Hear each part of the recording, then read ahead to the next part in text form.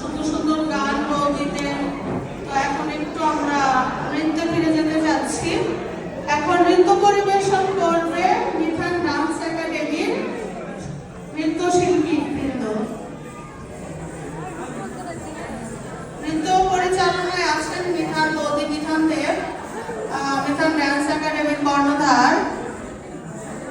আমরা পরপর দুটি নাচ দেখব, পরিবেশিত হবে দুটি নৃত্য।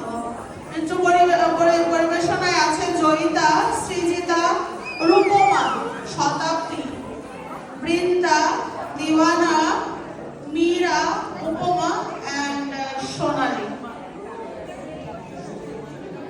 আসুন তাহলে আমরা মিথুন ডান্স একাডেমির সৌজন্যে পরপর দুটি নৃত্য উপভোগ করব।